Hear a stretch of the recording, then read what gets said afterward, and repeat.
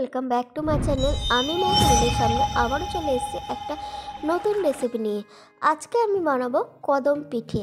তো চলো পুরো ভিডিওটা স্কিপ না করে দেখতে থাকো। আর এই কদম পিঠে বানানোর জন্য কী কী লাগবে চলো দেখতে থাকো। তো দেখো এখানে নিয়েছি দুধ, আর লাগবে হচ্ছে চালের গুঁড়ো, আর লাগবে হচ্ছে নারকেল কোড়া, আর লাগবে হচ্ছে খেজুরের গুড়। তো এই কটা উপকরণ দিয়ে যে এইভাবে তুলতুলে নরম কদম পিঠে হয়, তো একবার তোমরা এই ভিডিওটা না দেখলে বুঝতেই পারবে না। তো দেখো কড়াইয়ে আমি দিয়ে দিলাম নারকেল কোড়া আর দিয়ে দিলাম খেজুরের গুড়, দিয়ে আমি এবার ভালো করে নেড়ে দেব। তো এই শীতের শুরুতে তোমরা অনেক পিঠে বানিয়ে খেয়েছো, তো কিন্তু এই কদম পিঠে তোমরা একবার বানিয়ে খাবে, আশা করি তোমাদের ভালো লাগবে। আর এই পিঠেটা খেতে অসাধারণ লাগে, আর পুরোটা ভাপের তৈরি হবে। এই পিঠেটা একদম অন্যরকম, আর দেখতেও যতটা সুন্দর হয় খেতেও অপূর্ব হয়। তো চলো, আমি যে এই নারকেল দিয়ে ছাই বানাবো সেটা প্রায় অর্ধেক হয়ে এসছে। তো নারকেলটা যতক্ষণ সেদ্ধ না হবে আমি এইভাবে নাড়তে থাকবো। তো কয়েকটা উপকরণ দিয়ে এই পিঠেটা বানানো যায়। তো দেখো ছাইটা কমপ্লিট, আমি নামিয়ে দিয়েছি। এবার আমি কড়াইয়ে দিয়ে দিয়েছি জল। যে জলটা গরম হয়ে গেছে, এবারে যে চালের গুঁড়োটা নিয়েছিলাম সেটা আমি পরিমাণ মতো দিয়ে দেবো, মানে 3 বাটি মতো দিয়ে দেবো। তো দেখো 3 বাটি দেওয়ার পর আমি ভালো করে নেড়ে দেবো, যেহেতু তো আমার মনে হলো আর একটু লাগবে। তো দেখো আমি দিয়ে দিলাম। তো এটা আমার মা হেল্প করেছিল আর বাবা হেল্প করলো, তো দুজনে মিলে এইটা লইটা করে দিল আর কি আমাকে। তো দেখো প্রায় হয়ে এসছে।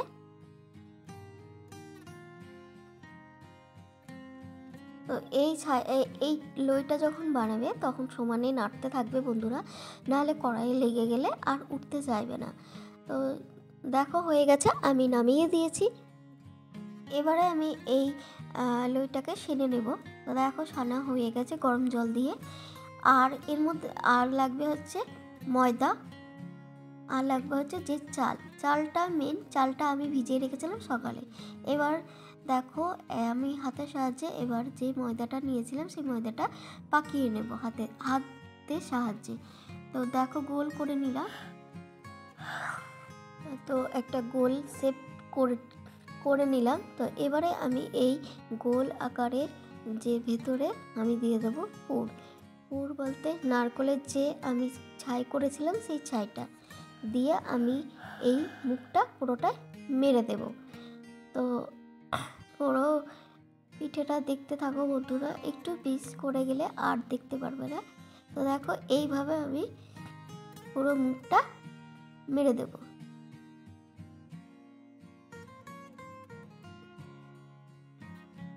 তো দেখতেই পাচ্ছ আমি পুরো মুখটা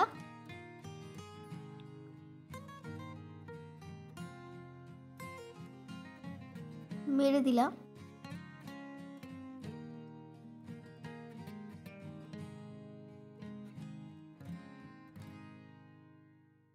তো এইভাবে গোল গোল করে আমি সমস্ত পিঠেটাগুলোকে বানিয়ে নেব।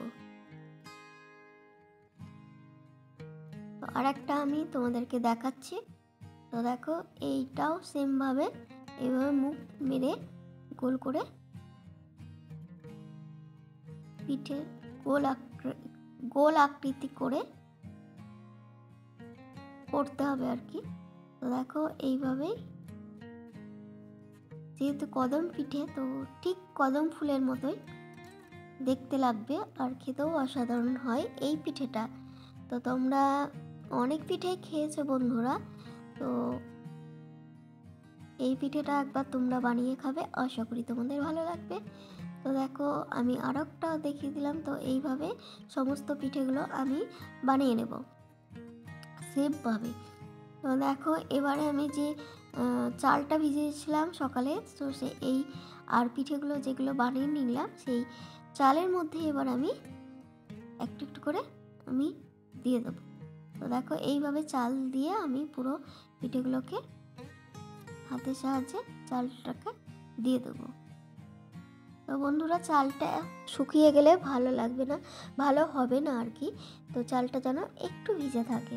তো এইভাবে মুঠো মুঠো করে ওই পিঠেগুলোর গায়ে চালটা যেন যেইভাবে লাগে, একটু লেগে থাকে, তো এইভাবে চেপে চেপে তোমরা করবে। তো দেখো হয়ে গেছে, আমি একটা একটা করে করে তোমাদেরকে দেখালাম। তো এইভাবে সব পিঠেগুলোকে বানিয়ে নেব।